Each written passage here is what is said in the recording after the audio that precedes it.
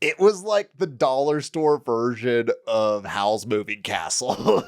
Ooh. Do you know what I was thinking? Baby Sandcrawler from Star Wars. That's what the Jawa thing.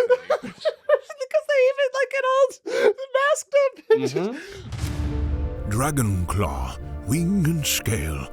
Come now, let's examine a tale of the greatest beast ever considered. Another episode of Big Flying Lizards.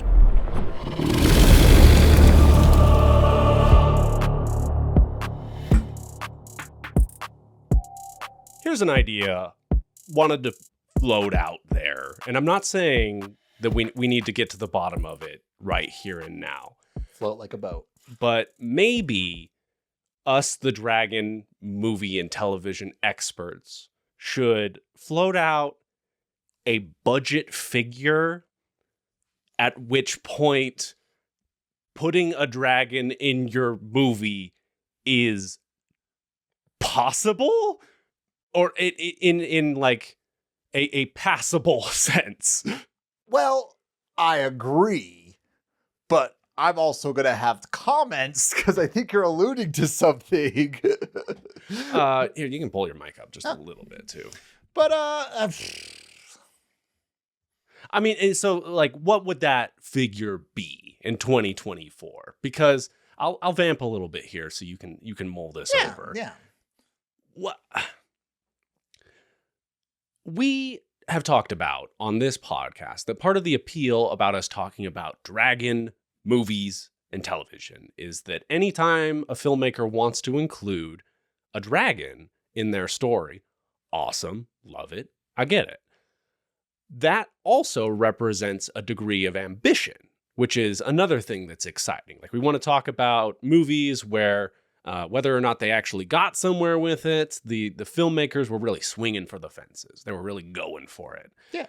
But I think that there's a difference between that like ambition and being foolhardy, like unrealistic with the reality in which you have to actually get there and then shoot the movie, and then puppets or CGI or whatever you're going to do, you have to make the dragon work.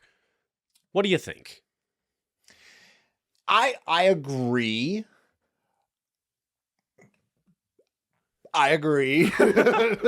There should be a number. There should be a number. So I'll just float this out here. The movie we're talking about today, Age of the Dragons, which I'm sure we'll have some good things to say about. There's going to be a lot of good things to say. The listed budget for this work is $5 million.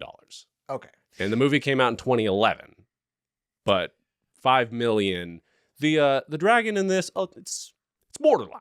That's what I'm really getting at here.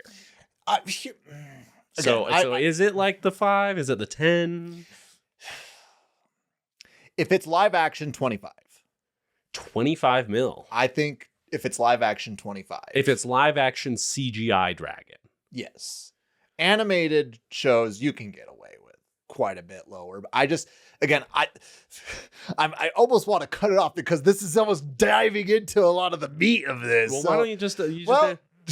welcome to Big Flying Lizards, everyone. I am one of your hosts, Bryce Wilson. Joined across from me is the one, the only Prince of Production himself, Austin Snyder. Yes! Austin. I was trying a new thing. I was going to see if you would join me. Yes! Yes! It was a few weeks back. Kimmy got the applause, and then I was like, where's that for the Prince of Production? My name is Austin. I'm so thrilled to be here talking dragons. Drop the clap emojis in the comments, y'all. Hi, Bryce. Austin, what are we doing today? We're talking dragons. Specifically, Age of the Dragons 2011. Masterpiece. What a film. What a film, Austin. A release that I reckon a lot more people will recognize the poster for than have actually seen the movie. Meaning you've seen it on the $5 rack at Walmart, just sitting there. Or the like 4 films for $2. the like value packs. I could see this showing up there with maybe some Asylum features. Although I would say this is above Asylum standards. Just getting that out of the way. Also, I think 25 million, that figure that you said, is probably about right. That's if you're especially savvy, or if you're gonna do the not Shin Godzilla, but Godzilla -1 route, where you're the director who's an animation legend and gonna do all the work yourself, you can dial it back. But just like benchmark 20 to 25 mil. I think moving forward, that would be what I'm looking for. Now, I don't want to dive too. I just want to dive right in. We are diving. Dive, my man, dive. I don't think the dragon looked that bad. I think this film struggled a lot more in the writing. It struggled a lot more in the acting. Like, even these legendary I say legend, even like their best actors, like Danny Glover was not good in this movie. He's going very big, and I have to say, I think his performance could have worked if the rest of the movie was there and wasn't looking to him so hard to save the movie. He just was, in my opinion, too ridiculous. Well, so let me just do the intro here. Yeah, because part of this is going to be there's the source material, and there's kind of a long tradition of portraying Captain Ahab. Sure. Let me just tell you, Age of the Dragons is a 2011 film that adapts Herman Melville's Moby Dick into a fantasy setting, pitting Danny Glover's Ahab against a great white dragon who murdered his sister as a young man. That's Danny Glover as a young man, not the dragon. In this case, whale oil is swapped for dragon vitriol, and the whaling vessel, the Pquad, is substituted by a land-based medieval tank of sorts. Much of the feature centers around crewmates Ishmael and Rachel, the latter being Ahab's adopted daughter, as something of a romance develops between them. The film was produced on a limited budget of around $5 million and released straight to video. At the time, it received devastatingly poor reviews, with critics mocking its poor production value, laughable acting, and dodgy special effects. You've already kind of given us some indication how you felt about Age of the Dragons. But to pick up our conversation, Ahab is such like a big, larger than life, borderline silly character. I'm not really faulting Glover's take on it. Fair. I just feel like that he had a good opportunity to seem more mad, but rather he just seemed more like, oh, I'm the Joker. You know? It's kind of silly, and I think the movie's main problem, just to come out and say it, is that it's not fun. No. This movie is dour and dark and just not a pleasant watch. It's boring too. Right. And there's, we're not really ones for diving into like a so bad it's good thing. Like I tried my very best to approach this movie with an open mind, accepting that there were talented people involved with the production, and maybe it was gonna have some surprises in store for us. It's not that good. Having seen the movie now, I would not recommend it. But even if you were trying to posit this as a so bad it's good feature, it's not a good time. It's not very roastable. It's not. No. It's not silly in some ways that it could have been. It's overly self-serious. There's a scene. Yeah. In this 90-minute movie, they found room for a scene. Yeah. It's kind of rough. It's like that. Again, the biggest critique I have of this film is the writing, because like there's several points where they're like trying to, like at one point they're like, so I can never remember how to pronounce it, but the oil, like the dragon oil. Vitriol. like, there's a special way to take the vitriol out. And the guy literally just just like pulls it out. Like, that wasn't a special way. And then they made like such an emphasis that Queequeg? Kikwe. Kikwe. Kikwe, they're like, Kikwe doesn't talk. And then he's like talking for the second half of the movie. He starts talking like 5 minutes later. Yeah. Like, Kikwe doesn't talk. Something bad happened to him. He doesn't talk. And then he starts, yeah, like you said, he starts talking. Like, it's just so inconsistent, like, in the writing. And I don't know if again, I'll be perfectly honest. I did some research into the story of Moby Dick. Good. Let's finish your thought and we'll get into some of that. Yeah, like, I did some research into that, but I never read Moby Dick. I haven't really seen any movies about Moby Dick. Yeah, which, like, that's our confession today. And there is kind of a level of like, well, what are we even doing here critiquing an adaptation of Moby Dick if neither of us have read the great American novel? But everybody I've talked to has said it's one of the most boring, best books ever.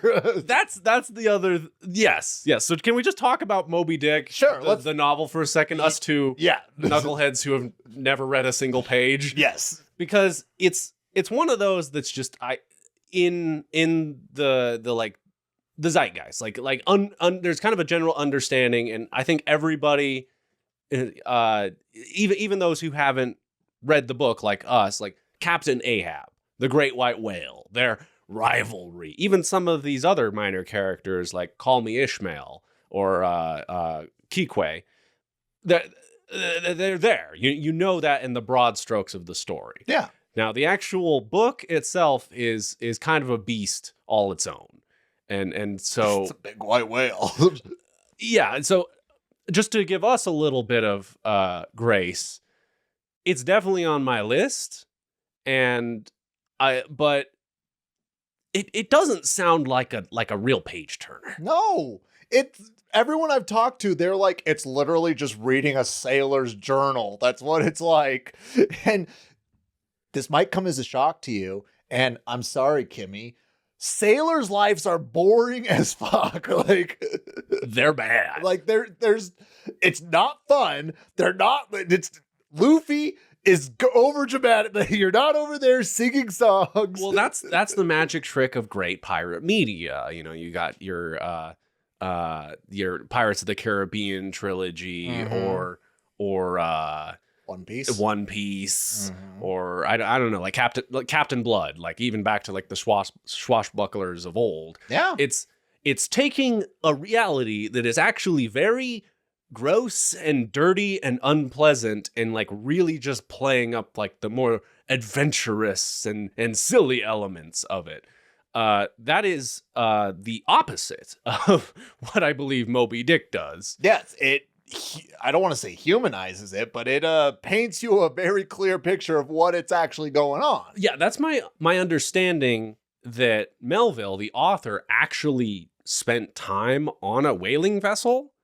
And part of this novel is him doing his damnedest to share that experience with the reader. Yes. Which makes for a novel that sounds to me like something that is a worthwhile and valuable read to somebody who has read many, many, many novels and is familiar with the form and kind of looking for that to be jostled about. Now, and maybe somebody in the audience can answer this, but do you think the reason Moby Dick is so beloved is because whaling, like, wasn't whale? Because we listened to the last podcast on the left. Oh episode. Yeah, and I guess that can be just our like general recommendation is like probably shouldn't watch Age of the Dragons. If any aspect of this appeals to you, though, and you know, I guess Moby Dick would be the gold standard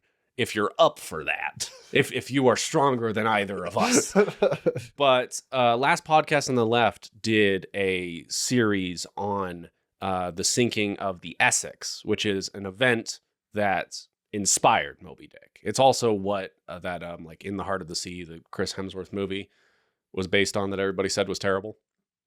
But so that's the line for today. If you got to cut and run, if you're not interested about hearing all of the oddities going on in this movie, skip Age of the Dragons, check out last podcast on the left. Yeah, they paint a very vivid picture. But during that, I think they were talking about how whaling was like the biggest industry in the world at that time. Absolutely. So do you think Moby Dick got as big and as popular as it was just because it was just such a, like, since it was the biggest industry in the world, like everybody had a way they could relate to it or tie to it, or? No, definitely not. No? Because the book didn't really catch on until Melville was already dead. This is one of those, like they didn't actually get their flowers till after they died. So why? What Because about it? It's a great American novel. And my understanding is that, one, it's really good at like putting you into that headspace, and like the macro view of the experience of reading this book sounds pretty deep and worthwhile. Also, it's a movie. It's a book that like plays with form a lot. Like it sounds like it switches up pretty radically chapter to chapter. There's a chapter in the book that is formatted as a play, which the rest of the book is not. It'll like change between perspectives of characters in ways that were really unconventional for the time. So it is just one of those that's like it's a book for book lovers. Okay. For scholars and all of that. Okay. It was doing sicko mode before sicko mode. Yeah, but that's what I say. So I don't think it really had much to do with it being like a topical thing. I think it's more that provided a nice foundation for a seminal work that, of course, didn't get appreciated until 50 plus years later. Well, I mean, it's just a shame because, like, again, I haven't read the book. Everyone that I have talked to that has read the book, We need to take a shot every time we say we haven't read the book. Austin, they're still drunk from us saying we haven't read the book from House of the Dragon. But everyone says even like when the white whale's attacking, like they make it it's boring somehow. As it probably would be in real life. I don't know if a whale was trying to sink a boat, I'm pretty sure that I'd be shitting bricks. Yeah, but you can't really see it. Austin, have you not seen Pirates of the Caribbean 2? In the last 24 hours, no. But many times, you're right in that, like, cinematically, you can do an amazing sea monster fight, which, you could rope a great white whale into. The experience of actually living that, I think, would be quite dull. It would, because I think that's the short of the Essex was like the whale like rammed the boat 2 times and then it sunk. Fair. Okay. It wasn't like this like back and forth, like they almost got him, and then with his last breath, he shot out the blowhole and it punctured the hole. The killer whales send their regards. No. It's a sperm whale. It's a sperm whale. Well, he was doing it for the killers. Well, I have to say the one, because from what I understand, again, take a shot. I haven't read the book, but they were quite faithful to Moby Dick. I think in broad strokes, yes, but where the actual plot of Moby Dick is so simple, I think that was quite easy for them to do. Like there is a lot of this like Ishmael, like, I am a sailor and today I got up and I readied myself and I shaved with the razor I had, and then I went and I carried this barrel across the ship, and then I got another barrel and I carried. So the actual plot of like, he gets on the boat with Ahab, they go out, they kill some whales, they have there's a little bit of crew conflict, and then they have the fight with the great white whale. Yeah. Like that's a short story. That's like 1 page of plot. So, yeah. I mean, But You're trying to pay him a compliment. I'm like, yeah, that was an easy one. That was a layup. But from what I understand, they took dialogue straight from Ishmael's like own words in Moby Dick. And I think that was a mistake. Yes. I'm not going to argue with that. But for the Herman Melville nerds, like the Moby Dick purists, I guess that is in this. Austin, there's a segment of the internet that loves this movie. Really? There's a cult following. Now, it's a small cult, but there is a cult that do enjoy this movie. But I think we talk about how we're a niche. Dragon media. That is our niche. Talk about an even littler niche. Moby Dick and dragons. Well, that's what I'm talking about. Like, it's not altogether the most outlandish idea for a movie I've ever heard getting made, but it is like looking at the movie we have, and no disrespect to these fans that you have just informed me about. It is hard, nigh impossible for me to imagine a human being that is both a big fan of Herman Melville's Moby Dick and Ryan Little's Age of the Dragons. Austin, I'll just tell you this. Give me $5 million. I can make an amazing 12-episode anime of this movie and have it be 20 times better. Yeah, but that would be a very different thing at that point. A better.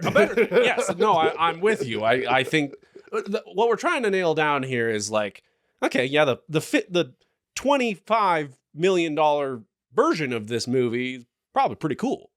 They got like a big medieval tank they're driving around killing dragons in. You can tell though, they wanted to film this on the ocean. They just didn't have the budget. The tank is shaped like a boat.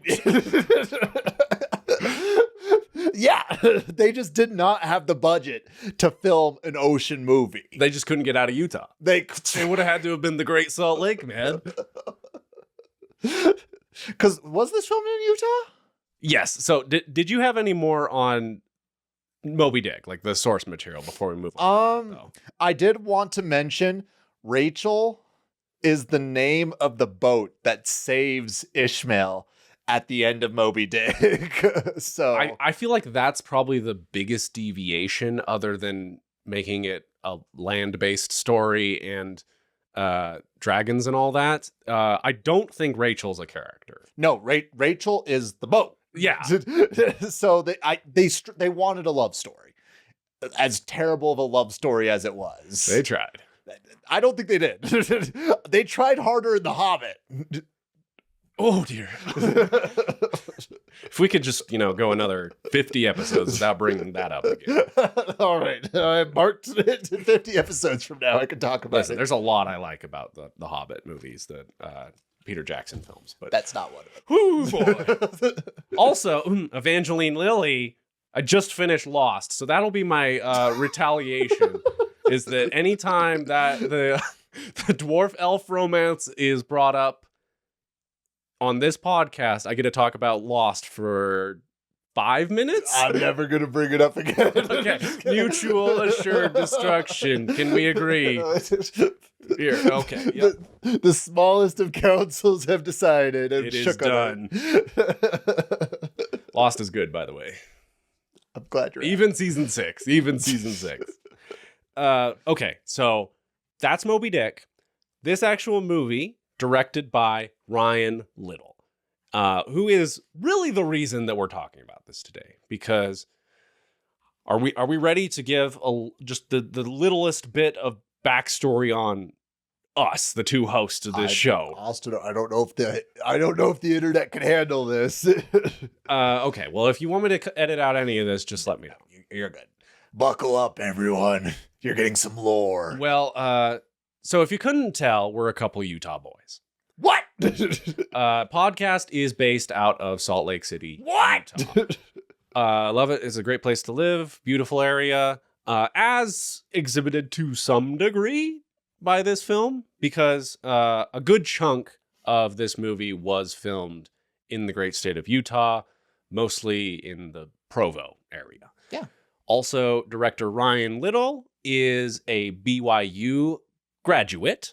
Brigham Young University. Yes, he seems like a great guy. He has a podcast that he does where he talks about filmmaking, and he's really enthusiastic about it. Do we want an open invitation to come defend the film? We've already been kind of mean. What are you talking about? We've been honest. No, I would love to talk to the guy. Seriously. Like genuinely. And for what it's worth, like he is like the most successful BYU grad film director to my knowledge. Probably. And has really made like a career out of like low budget, often Utah based film, like productions. Yeah. Which is amazing and like beyond what a lot of us could ever even hope to aspire to. But along with that, so just a little bit of background on his career, because this was not his first movie, not even close. No. And for that, you have to go back to 2003's Saints and Soldiers. Yeah. And Big. Mormon canon. Yeah. If you grew up Mormon, you know about Saints and Soldiers. Yeah, which we're not going to get religious, or it's not a political podcast or a religious podcast. It's a secular podcast. Indeed. So not going to get into that, but if you're growing up in Utah, there is a very significant presence of the Church of Jesus Christ of Latter-day Saints here. What? Everybody knows that. This is news to me. Also known as the Mormons. Yep. And so Saints and Soldiers, I don't even know if I haven't seen it, but like that is a big, like that's a big blind spot. The fact that I grew up in Utah and haven't seen it, I don't know how that happened. I feel like the three big Mormon movies is Saints and Soldiers, Forever Strong, and the RM. Do you know who was involved in the production of all three of those movies? Mr. Ryan Little. Ryan Little. Although he was only cinematographer on the RM. He directed Saints and Soldiers and Forever Strong. And, you know, for the big blind spot, me having not seen Saints and Soldiers, I've seen Forever Strong like 4 times. Yeah. Not my favorite movie either. It's not the worst sports movie. No, I've certainly seen worse movies. Yeah. Anyway, Utah boy, Utah filmmaker, Utah production. So, like, I don't even think there are any other dragon movies like that. We had to get it on the podcast. Of course. But that's some background on the director. Again, seems like a great guy. He is the cinematographer on a lot of the movies he directs, which is a little concerning from like a artistic integrity standpoint, but cool that he's like visually minded like that and on these lower productions can pull it off. Yeah. And also, to his credit, this movie, it's not good, but it feels more like a real movie than I was maybe expecting. Yeah. Well, for the first 30 minutes of the movie, it felt like the beginning of it felt like the beginning of somebody starting a brand new group of friends together doing a D&D podcast, a D&D campaign where people are getting overly explaining with their characters. They're like, "Hi, I am Ishmael. I'm a harpooner. My father beat me when I was a child." And you're like, are you about to die? The next scene? But it's every character doing it. Yeah, because you had Kukwe, who's like, he's a warrior from a legendary groups of warriors. He doesn't talk much. That's his backstory. And then he starts talking 5 minutes later. We had to get the backstory.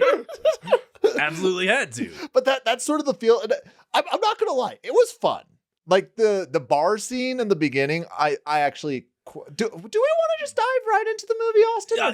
Okay. So let's give me the first chapter, if you will. And I don't know if we're going to spend a ton of time talking about the plot of this movie, but better to catch our listeners up. Yeah. So in the first, we figure out it is the age of the dragons.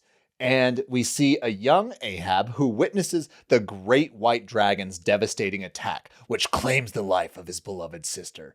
This traumatic event leaves him in a deep emotional scar on Ahab. And people claim that he fought it without fear. Ahab is driven by rage, and years have passed, and he's been doing these expeditions trying to get people to come and join him in avenging his sister's death. Ishmael comes to a bar and is wishing to join as a harpooner to join the Pquad. And he joins with his buddy, Queequeg, and they're initially unaware of what Ahab's true intentions are concerning the Great White Dragon. And on the surface, it appears that all of the crew is sort of a hardened group of individuals that are ready to seek glory and kill the dragon. And they set sail on the open ground. Okay, we'll talk about the Pquad in a second, because that's the moment where I was like, oh no, for this movie. But up to that, they do an okay job of like presenting a fantasy world. The costuming isn't half bad. Yeah. The opening scene's pretty cool. Yeah. Like, and I also just want to say,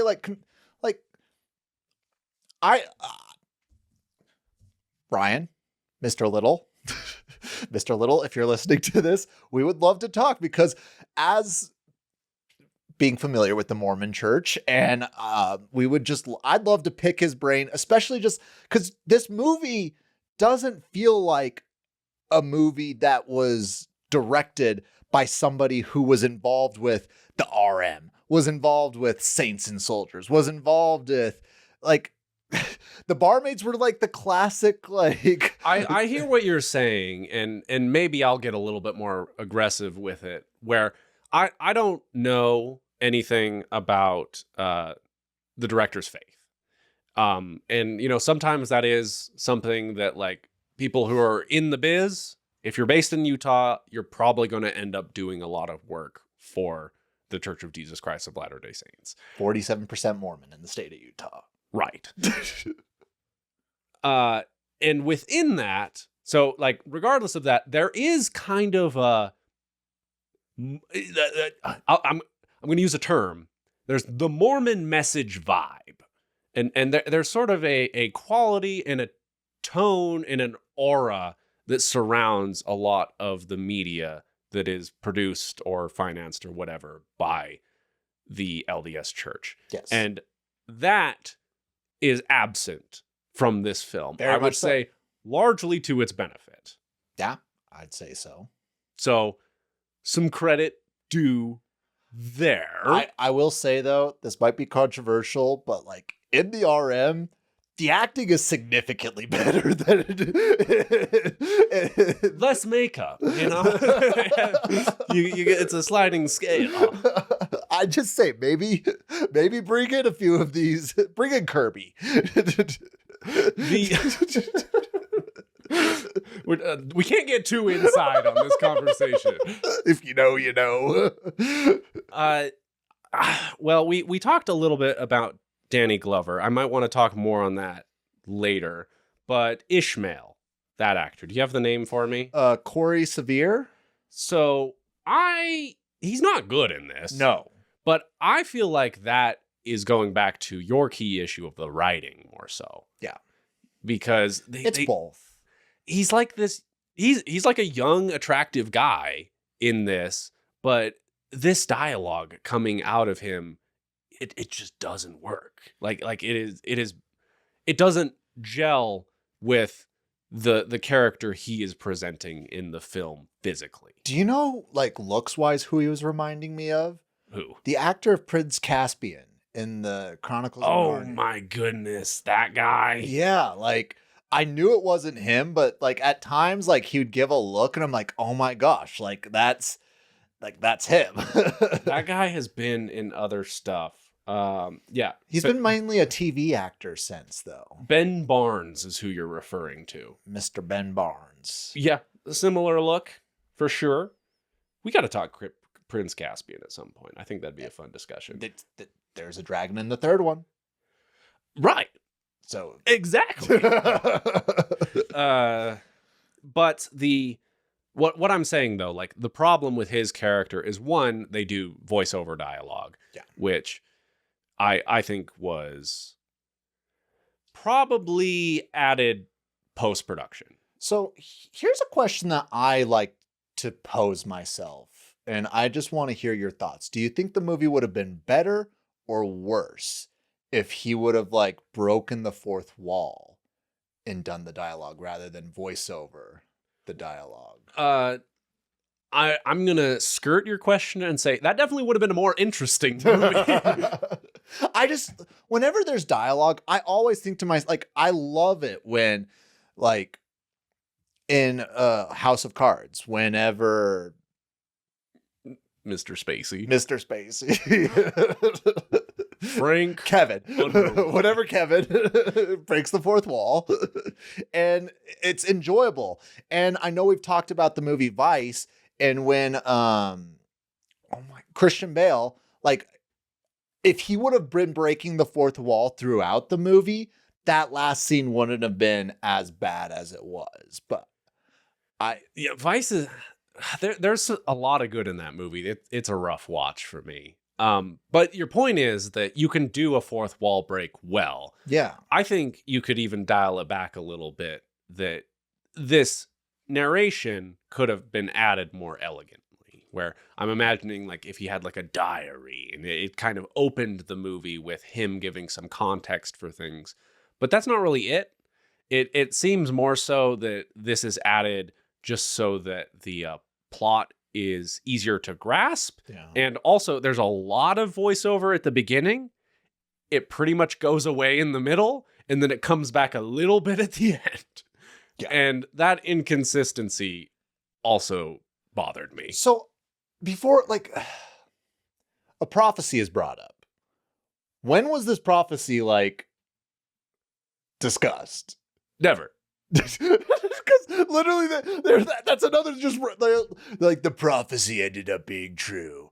Only one man survived this. Well, that prophecy was brought up, at least set up, at some point earlier in the film, if that's what you're referring to. I think it might have been a matter of voiceover, though, because at the end, it is also in the voiceover where he's like, and it's true that only one man survived to tell the tale. Technically, Rachel is not a man, so it's the whole, like, Lord of the Rings, like, no man can kill me prophecy sort of thing, so technically only Ishmael survived, so... It works perfectly. It's foolproof. It makes perfect sense. Anyway, I think that he did a good job with what he had. I'm not, it's not one of those where it's like, well, if you'd have plugged in Philip Seymour Hoffman, the greatest actor of his generation, then it would have been a masterpiece. Like, I don't think that there's a lot to do here with this character that beyond what Sevier did. Kepe Cruz, I feel like, did a better job. And he was the most unfaithful to his character. He's given the option to kind of turn it into a character because he doesn't have to ground it and he doesn't have to have a romantic subplot. Yeah. Oh, well, did you know that that some people read Moby Dick such that you could interpret Ishmael and Kikwe as lovers? Well, in my notes, it specifically says Ishmael unexpectedly shares a bed with Kikwe, a tattooed Polynesian harpooner, forming an unlikely bond. Yeah? Now, again, I haven't read the book. I'll just leave a little error there. I think that's kind of a far-fetched take, and it's more like just talking about how, like, that's the reality of being on a whaling vessel is just the bodies, you snuggle up, you stay warm. Well, Austin, the last pod guys get into this a little bit as well. An additional shout out then. But yeah, there's basically I saw an excerpt from the book where Queequeg basically says, like, hey, Ishmael, you and me, butt buddies from this point forward. But you lose all of that, like even a possibility of that once you have Rachel added to the mix, who is this badass dragon hunting gal. She got it all. But she's killing the dragons, Bryce. I mean, she's got it all in the movie. She was catching the dragon. That's a whole nother. Okay, but we're talking about this first section. Yeah. So any other of the crew members we wanna talk through the performances, anything like that. I'm blanking on his name, but he's the Juggernaut in X-Men. Vinnie Jones? Yeah, I enjoyed his character. No, he was good, and which makes sense why he's the one that they couldn't afford to pay through the entire production, which that's another note. It is a known fact that they had Danny Glover for 11 days to do this movie, and there are some trappings around that. It's easy to see how they shot around that, because it's a part of the movie that it's like the dragon has scarred him, so his skin can't be exposed to the sun. So anytime that it's daylight out, he's just like covered up in bandages, and you can very easily slot in another performer. This might... I feel like this... I'm blanking on his name. You just said it. Vinnie Jones? Vinnie Jones. He's a real actor, though. Not like, no offense to the rest of the cast, but no, Vinnie, like, he was, in my opinion, the best. Like, I really think that he could have done a good job as Ahab. Ooh, I don't know if I would put him as Ahab, but I would agree with you that he is the best performance in the movie, and there is part of this early on. No, that's in the next section. But there's like he's supposed to be like the storyteller. Yeah, and he does a pretty good job with that. Do you remember him from Arrow, the actor? Who is he in Arrow? Oh, he's the first villain, right? Possibly. He's like the first villain in like the first 2 episodes. 1 second and I'll have it for you. I'll have the name at least. Arrow season 1 was amazing. I loved it so much when it first dropped. He's Danny Brickwell. He's in 9 episodes. Okay. Is that the man? It might be. He doesn't show up till season 3. Oh. So you're thinking of a different guy. Okay. But he's fun. There were some good parts of season 3 too. Season 1's goated though. Yeah, season 1 and 2 were good, and I'm not really a fan of like superhero TV shows. So. Yeah, it didn't really. We're bring it back. Chapter 2: The Quest.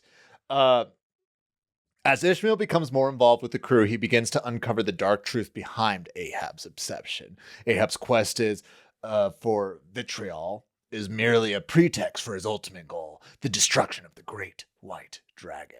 Ishmael's initial admiration for Ahab's leadership and courage gradually gives way to growing understanding of the captain's all-consuming obsession, and he witnesses firsthand as the toll of the dragon's attack is taken on Ahab, both physically and emotionally. A romantic spark ignites between Ishmael and Ahab's adopted daughter, Rachel. Their budding relationship creates tension among the crew, particularly with a hot-headed and jealous Flask. And also, our dear Stub is killed when they are hunting a dragon. And there's a lot of resentment there as well. Okay, so we have set sail, which was how you wrapped up the last trail. But now we can talk about the Pquad. Yeah. What'd you think? It was like the dollar store version of Howl's Moving Castle. Ooh. Do you know what I was thinking? Baby Sandcrawler from Star Wars. That's what the Jawa thing. Because they even like an old masked up. Mm-hmm. And you'll also notice, so there's I could go on this for like 20 minutes if you're ready. I'm ready. This is so silly.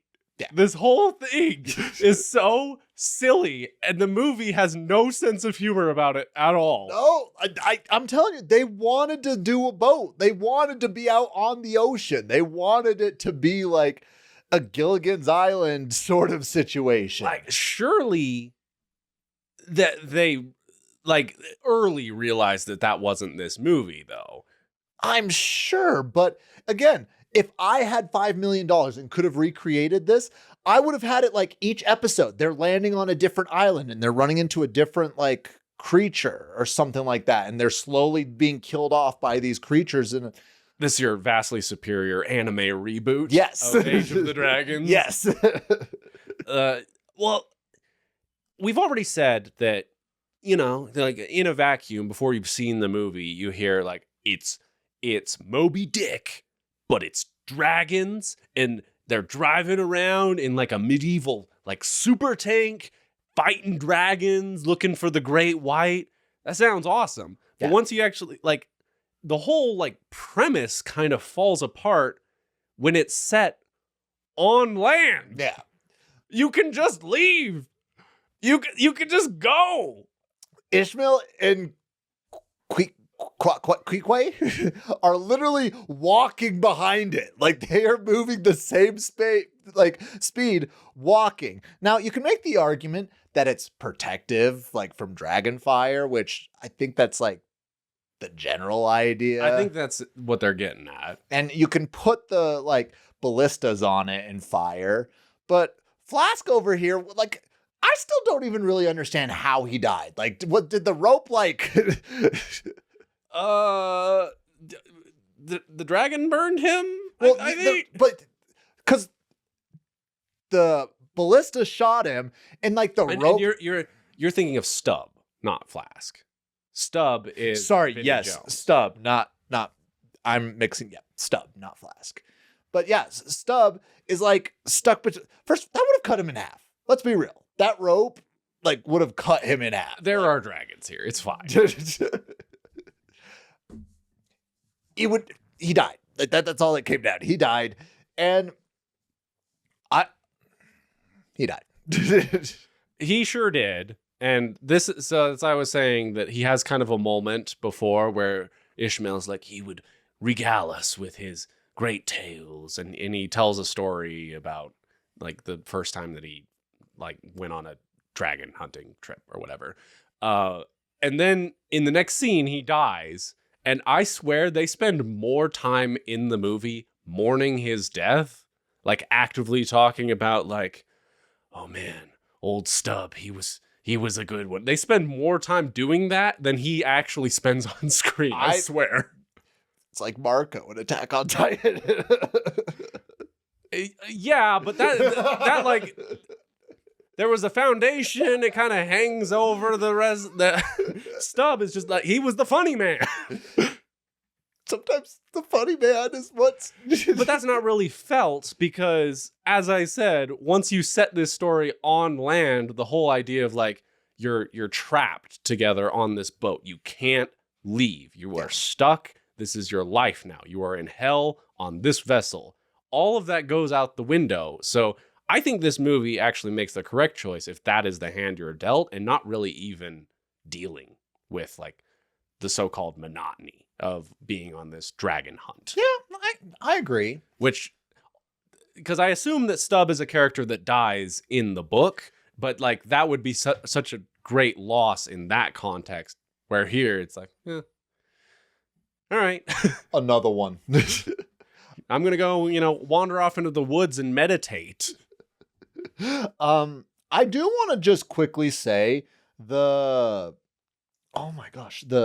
vitriol. Mm-hmm. It looks pretty cool. I like. Yeah, they have like a neat glowing effect to the flasks. Yeah. I was into it as well. They could have been really lazy with it, and I actually appreciate that they weren't. Like, it especially stands out how most of the movie is so not fantastical. yes. And this is pre-Game of Thrones, to their credit, but it is kind of doing that Game of Thrones look, which is very desaturated and serious and cold. So then you have these magical flasks they whip out every once in a while. You're like, oh yeah, sweet.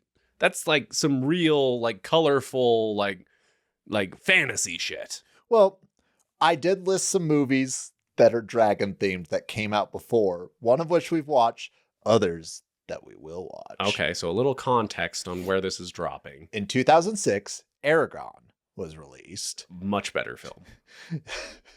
D-War was dropped in 2007. Fire and Ice was dropped in 2008.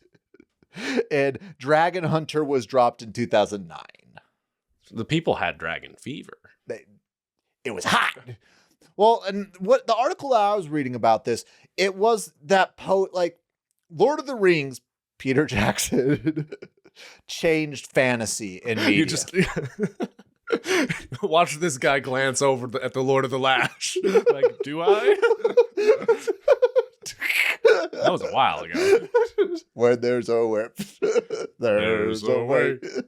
But I think that before, like, even if you talk to, like, our dads, like, yeah, they love fantasy, but it wasn't like something that people, like, they openly would go around talking about, like, oh, I love fantasy. It was like almost taboo to be like, enjoy fantasy. Oh, I mean, yeah, that's the whole thing in, like, Stranger Things. They're getting picked on because they're nerdy kids playing D&D in the 80s. Yeah. Like, you don't do it. And I think Lord of the Rings really just kicked down that barrier. And then it was like, okay, it's acceptable to like fantasy stuff now. And Game of Thrones solidified that, where it's like, no, not only can you like it, but it can take over the media. Like, fantasy is arguably the biggest genre in the world right now. You can base your whole personality on it if you want. You could make a podcast about it. Two different things. I have a lot of interests that you guys will never hear about. Not in a weird way. I'm just saying. As does Bryce. I mean, I feel like a lot of my interests are laid open and bare. Hey, if you want to get into that, that's your business. But I see what you're saying in positioning this, like, because that is one of those that's like, why does this exist? Who's this for? What's going on here? And it makes sense that even 11 years on, or because I guess this is 8 years removed from Return of the King, like, there's still a fantasy boom going on for sure. Yeah. And I would say still kind of raging stronger than ever. Yeah, but I attribute that more to Game of Thrones more than anything else right now. House of the Dragon helping bleed into that. But you look at this movie and it's 2011. That's right when the red box model is really starting to take shape. mm-hmm. And I just have to say, and I mean this with all the love in the world, but Danny Glover is red box royalty. This era of his career, and he's a guy that he's great. And he's been in some great films. He's given some great performances, as recently as like The Last Black Man in San Francisco, which I think that's 2019, so a while back, but well after this film. Dude gives a great performance in that movie. It's a real movie, A24, all that. But especially in this era, like in 2011, Danny Glover has 8 credited performances on IMDb, most of which are very like small movies in very low budget productions. This was his selling out phase. And I don't even know if it's necessarily selling it out, because he more so just strikes to me as somebody who just loves to do the work. Okay. And he was like, he really came to like the public attention in the Lethal Weapon movies, but he was already a little older when they made those movies. So it's not like he's getting offered a ton of roles, but he's a name that people know. So I'm just trying to talk up Glover, because I don't think that he's bad in this movie, or necessarily that he's turning in a poor performance. I don't think the movie is supporting him. And all this just to say that he just seems like a guy who just likes doing the work. And that's a positive to me. Yeah, and just a comment, like, I'm not saying that he's bad in this movie. I'm more saying I just don't think what he is doing with the character is really fitting for the movie in general. Well, the point though is, I'm not saying it works. I'm not saying that I recommend it or anything, but he seems all in. Yes. Which is really all you can ask of a red box royalty actor. Yes. I mean, the likes of like Mel Gibson definitely had a phase. Nicolas Cage is kind of back, but definitely had a red box era. Mm-hmm. Bruce Willis, which we understand now that part of that was maybe due to his mental state, or the king of them all, Gerard Butler. Of that lot, like Danny Glover, I feel like is one who shows up and actually does the work on a level that supersedes them all. Like it doesn't really even matter the level of production. What would you say is your famous Danny Glover? My favorite? Yeah. Well, obviously Jumanji: The Next Level. Oh, obviously.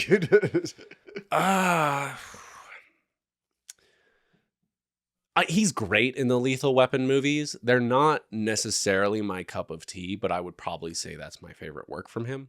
Okay. And I've also yet to see Spielberg's Color Purple, which was a very big movie for him. He has a voice performance in animated fave of yours. Do you know it? It came out in 1998. Was he in Prince of Egypt? He was in it. Who was he in Prince of Egypt? Oh no, he was Jethro. That's mine. Like he's great. He's amazing. So, I mean, that's just, we're giving a little bit of context and just talking Danny Glover here. I don't think any of the problems of this movie are his fault. No. That's the point I was trying to communicate. But speaking of Danny Glover, do we want to jump into the third chapter? Is there anything else you want to cover in this section? Okay, so we'll do a dragon grade for the Great White Dragon at the end, but we have this encounter where they're fighting some other dragons. Yeah. Again, on land. Mm-hmm. The scene where Stubb dies. The dragons look pretty rough. That's all I wanted to bring up. Even where they're fully taking advantage of, like, it's flying in the air. It's totally disconnected from anything in the actual scene. It does not look good. Those ones don't. I have thoughts. But okay, yeah. So maybe it was bad on purpose. So that at the finale, when you see the Great White Dragon, you're like, hey, this is a step up. He gets it. He gets it. Here, let me check my notes before we move on. No, for sure. The Pquad wasn't quite done with that one. I just wanted to say they never show the wheels or the bottom of it because that would reveal asphalt. Yep. Also, it looks, you said that the Kikwe and Ishmael are walking behind it. It looks like it could probably sleep about 5. Yeah. The crew of this Pquad is 7 people. In the novel, it's 30. I see how we got here. It's just a little sad. I would have loved to see the Treasure Planet version of this. Yeah, why not? See, and that's what I think the pitch is. That it's like, okay, you repurpose this great text, but what a mess. Tell me about the third chapter, and we'll wrap this up. Chapter 3, the climax. The Pquad finally reaches the lair of the Great White Dragon. As the crew prepares for the climactic battle, Ahab's true motives are revealed to Rachel. They do like ambush several other dragons, and they're like, we have more of this vitriol than we could have. We'll be rich, but as I said, he's so dedicated on his revenge that he's turning that in. Pquad is like, we're murderers, murderers. The climatic battle between Ahab and the dragon ensues despite the struggle to survive. Ahab's relentless pursuit of the dragon leads to the tragic end where he is entangled in the dragon's grasp, which we also figure out in this time that Ahab actually killed Rachel's father rather than this entire lie that Rachel has been told that Ahab killed, that the dragon killed Rachel's father. All right, we did it. So that was the plot. Woo! Oh boy. Okay. They kill some baby dragons. Yeah. That doesn't make me like this crew anymore. No. And I'm with Kikwe on the, like, you shouldn't be doing that just cuz it's you know, even more, like, morality aside, it's just bad for your industry. Yeah, I mean, like, you need that dragon vitriol. Yeah, where do you think that comes from? You don't want to be disrupting the reproductive cycles. And I'm serious. Why couldn't they have just left 2 guys to collect it all? that too. Like, double up. And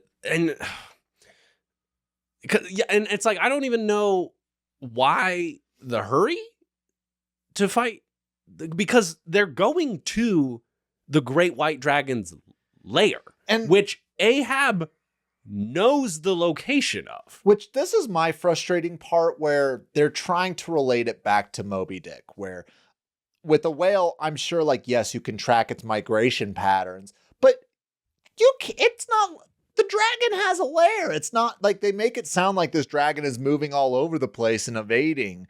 Yeah, and that they're going to have to, like, catch it out in the open one day. Yeah, that's not the case. Like, because I'm pretty sure they even say earlier in the film, like, Ahab's been tracking this creature for years, never knowing where it's going to be next. Like, that's a lie. Yeah, because then we show up at the dragon's lair. The mouth of the cave looks awful, by the way. It's just like a static image where they've, like, 2010 photoshopped just some black on top of it.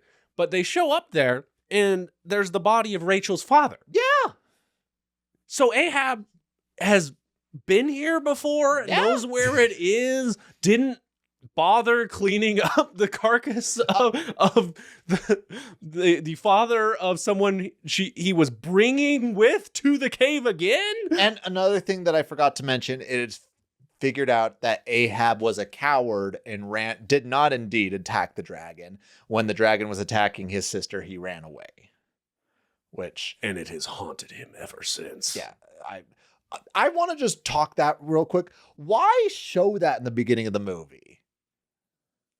So they can have an exciting moment with the dragon to kick us off. I would have almost rather just see him, like, almost like have a look of rage and, like, zoom in on his eye, and then they cut to the bar. Like, don't have, like, well, did it show him, like, running away in the opening? Is that what you're saying? No, in the opening, it showed him going with a knife and attacking the dragon. And I was even like, what's a knife going to do? So that was just totally, that was the legend. Yes. But then we get the reality of it. Yeah, later. but that's the thing. Like, but it's shot the same way.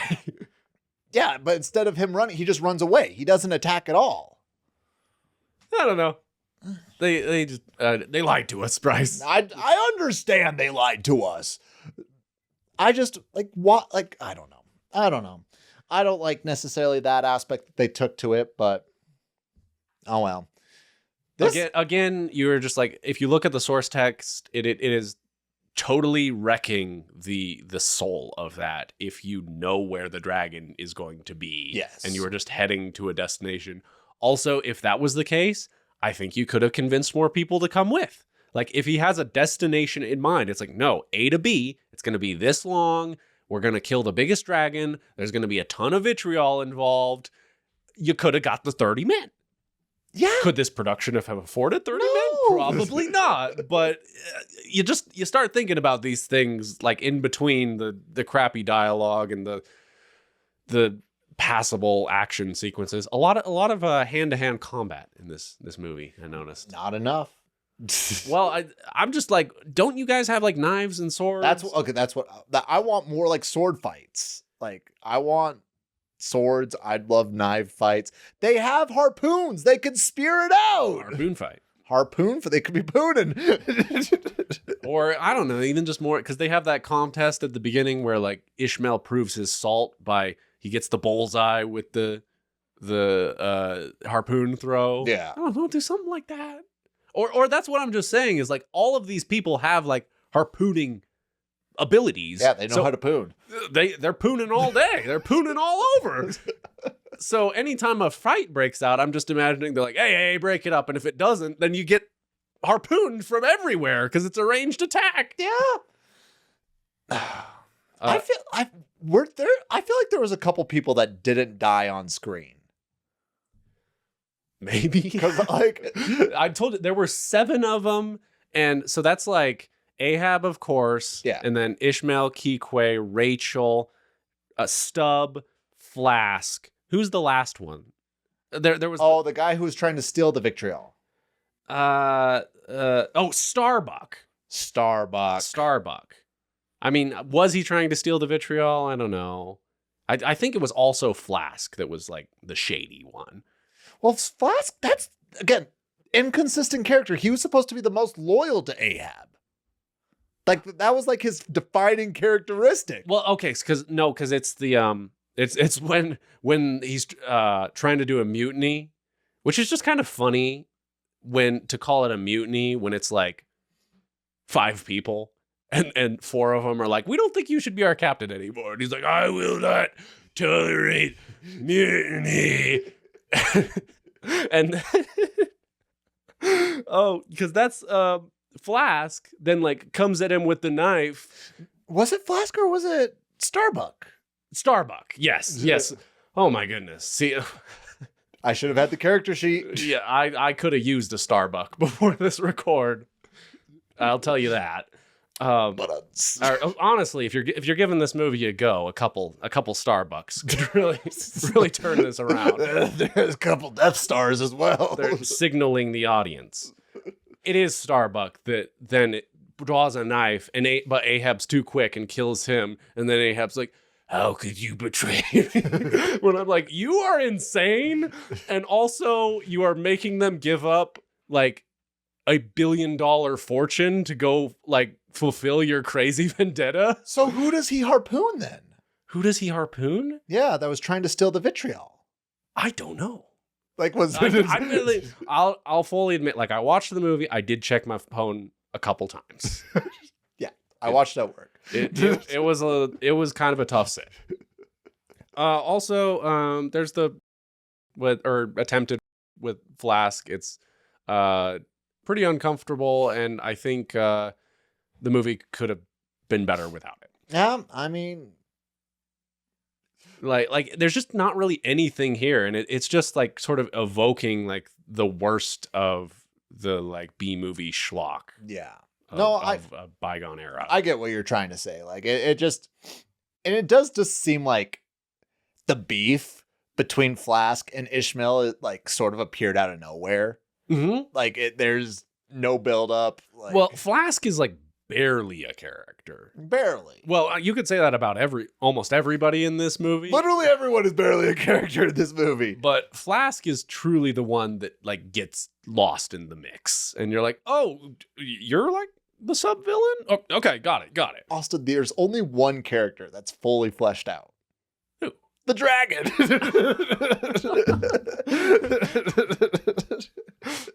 I guess we'll hear more on that with the grade. Although I'm pretty much, that's about my thoughts on the movie. No, that was pretty much my thoughts. Like, final thoughts.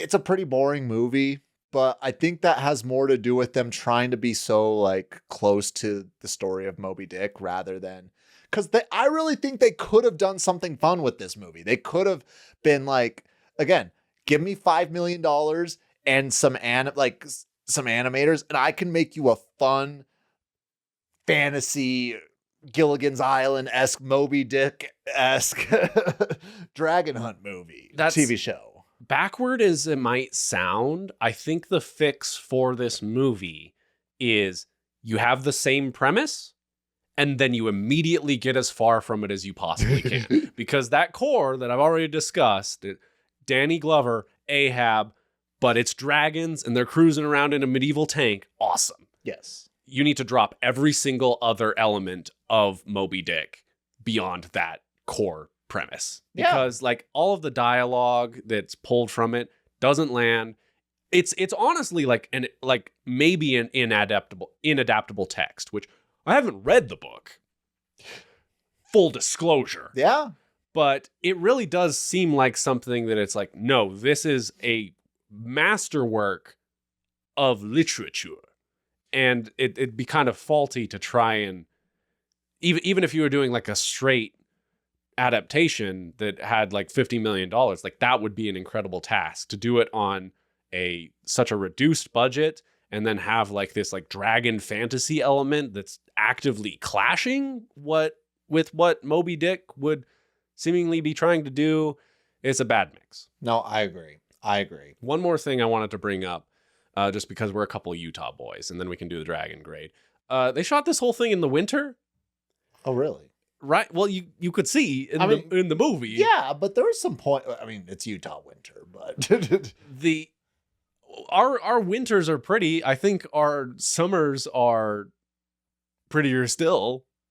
So falls are the best. What do you think that's about? Was that just them trying to like preserve like the cold, dark, serious tone, or is it to match the dragon's white hide? I think it has more to do with like the cold tone, just because, again, don't know, haven't read the book. The ocean is a cold place. Like, I'm sure there's like a cold, miserable feel to it. And sure, you could have it be raining, but since they've got the moving tank and tents, like they probably just like, okay, let's do it with snow. Like, and there is at least one scene where they introduce like a snow element, like it's supposed to be like raging. Yeah. So maybe it stemmed from that. But I'm just saying, if you were underwhelmed by the Utah visuals in this, then don't write it off your 2-visit list. Before we do the dragon grade, what would be a movie you recommend with great Utah visuals? John Carter? Not a great movie. Austin, but it's an amazing movie. What are you talking about? Pirates of the Caribbean 3. Come on. That's all of the Davy Jones Locker stuff where it's like the Great White Expanse. That's right. How did I never cue in with that? Yeah, that was filmed on the Salt Plains, which is a place you can just go and take some amazing photos. Do not drive on there. It will fuck your car up. Yes. A word to the wise on that. Follow Bryce's advice there. I mean, that's not really your like the visuals that people think of with Utah. But, no. Those are the Forrest Gump point where he stops running. That was filmed in Utah. Beautiful. Beginning of Indiana Jones 3. Yeah. Yeah. Oh no, that's a great example. Yeah, because you're getting some of like the Red Rock that we're famous for and all of that. Westworld. The new one or the TV show? Oh, okay. Yeah. You know that's based on a movie from the 70s, right? It was written and directed by Michael Crichton, the author of Jurassic Park. I've been interested in checking that movie out. I've heard it's good. Okay, weird. Dragons. Austin, do I ask first or do you ask first for this? Okay, so I did the intro, so I believe that means I'm giving my scores first. Okay, so for the Great White Dragon, Austin, on a scale of 0 to 10, what do you give the design? I don't hate the design. Mm-hmm. It's going to take a hit on the special effects. I'll just prep you for that. But the design in and of itself is not that bad. It's kind of a fat-necked, toad-like head type dragon. There's a little bit of chonk here, so maybe Bryce will be into it. It has these menacing, like beady eyes. I think that on a fundamental level, like the white pearlescent look really works. I think that's a winning decision, and I'd give it like a 5 out of 10 on the design. 5 out of 10 on design. Okay. I mean, it's like you look at the movie poster. That's what the dragon looks like. Yeah. So to their credit, they actually accurately advertised the dragon in the movie, which you cannot say about a lot of these red box features. Or damsel. No. What was that? You want to know my design? I do. So I was really going back to the whole Lord of the Rings thing. I was getting like thick boy fell beast looks, like what the Nazgul ride. Like it was giving off the same vibe. Yeah, kind of the same teeth. I would have to say we're all messed up. Not quite as long of a neck, but still like that face. A little bit of a shark look. Not quite like Killer Croc vibes. Killer Croc vibes, yes. And you know, I love my my big beefy boys, my big thick, And the thick mix. Bring it. and the thick mix. I gave it a 7. Ooh. Oh, boy. He says it's very good. It's very good. I like the design. The special effects in this are pretty rough, though, if I can move to the next category. We can. I want to hear it. So this is taking the design as a given. How well is that represented in the reality of the film? The CGI in this looks cheap. I think that this dragon looks slightly better than the other dragons that we see in the movie, but it is so disconnected from any like tangible element in the movie and so clearly fake. Like it's one of those that like maybe if you were watching this on like an airplane or like a Nintendo DS or something, it'd pass. Or your phone. Oh, okay. The truth comes out, people. Hey, look at this. Look at this.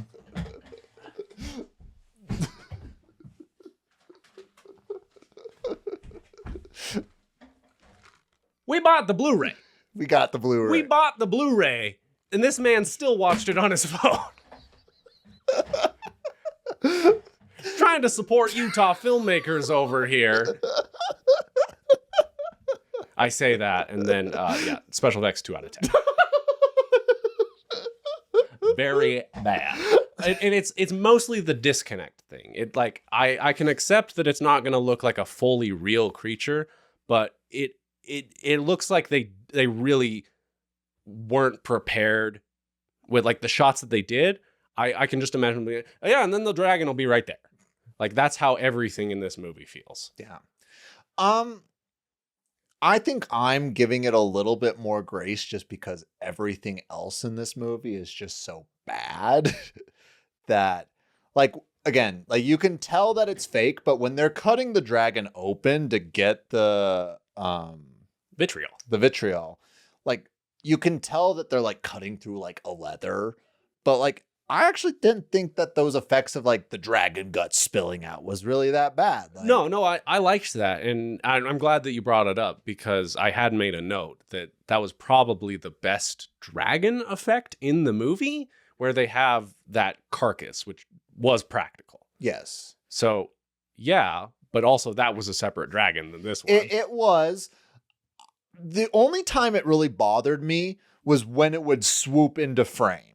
When the dragon would actually swoop into frame, like there was something I could tell, like, okay, like this is clearly not good. But I also am just looking, like the dragon was like my favorite part of this movie, with the Go figure. with the exception of Vinnie Jones. Vinnie Jones is number 1, and then it's the dragon. You're gonna roll your eyes. I gave it a 4. Ooh. Oh my god, that is mighty generous of you, I will just say. I'm Austin, you were telling me that I was feeling a little Gordon Ramsay over there, Simon Cowell over here. When I'm over here, give my honest opinion, you're like, actually. I might have to pop in this disc as soon as we're done recording and show you on like a real TV what this thing looks like. Okay, well, before we do that, Austin, what did you give the character? There is not really a character to this dragon other than like pure malice, but that's the point. And not to the degree that I would want, but it does sort of loom over the movie in a cool way. We also learned that this dragon is the only dragon that will prey on its own kind. So cannibal dragon ? I guess that's that. I was going to save that for the X Factor, but maybe a character element could be extrapolated from that. Yeah. It's mostly a nothing, but I didn't necessarily mind it. So I'm going to give it a character score of 4 out of 10. Okay. No, again, the most fleshed out character in the entire movie. You were saying here, so like, let's hear about it. I mean, it's quite obvious. Like, these dragons are clearly not like intelligent beasts like we have seen in other films. You could compare them to like, I don't know, maybe a whale. A whale, you say? Why a whale? there's a degree of intelligence, but not like vocalizing, communicating, writing. I'm getting more like the T-Rex vibes from Jurassic Park, or maybe the Velociraptors. Like, yes, they're menacing, but you can't really blame them for being like menacing creatures because it seems like it's strictly instinct that they're running on. It's a matter of nature, yeah. Yeah. And I feel like they actually do a good job of showing that. Like, this dragon is clear. The only thing that I struggled with is the dragon clearly flew over Ahab as a kid and goes after his sister instead, which I'm like, she's like in the woods at a riverbed. He's in an open field. He's bigger. Why did he not go for it? Dragon likes what it likes. Apparently. I gave it a 4. It's fleshed out, in my opinion, as much as a beast can be fleshed out, and doesn't really deviate too much, unlike other characters in this movie. All right, now let's make this quick. The film, to me, 2 out of 10. It's very bad. Would not recommend. What do you think? Yeah, 2 out of 10. Skuvlakas fan. Now, the X Factor, legitimately the only thing I could come up with is that it is maybe a cannibal, that it is pure evil, which, that actually makes it kind of a less exciting character, but is not the way all dragons are drawn. So there are some X Factor elements, but not really enough for me to give it a positive score. I'm going with a 3 out of 10. I'm feeling very much the same way. There's not really a lot here that's really different from too many other dragons. I like the design. I like that it's sort of just doing its own thing. I do like the sharkish look to it, but yeah, 3 out of 10.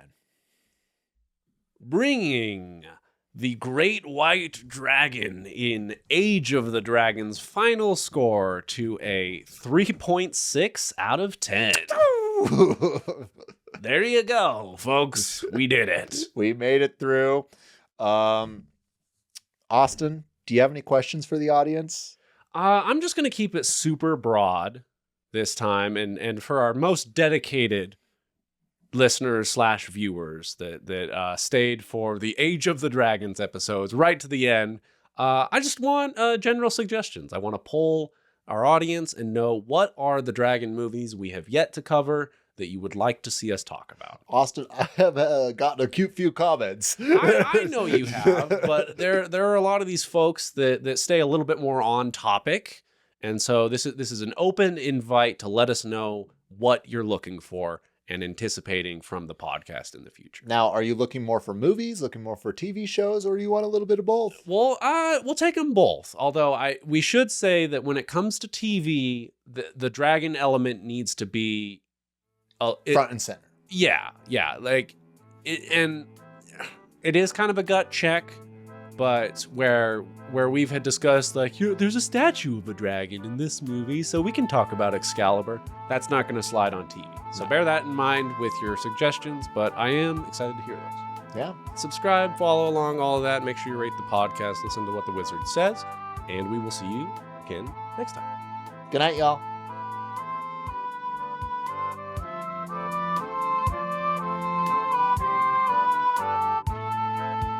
That's all for this week's Dragon Lore.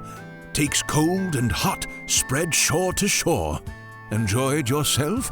Please join the squad. Follow on social media at BigLizPod. And one quick reminder before you go, to rate, review, and share the show. Thank you for listening. It means a lot. See you next week, same time, same spot.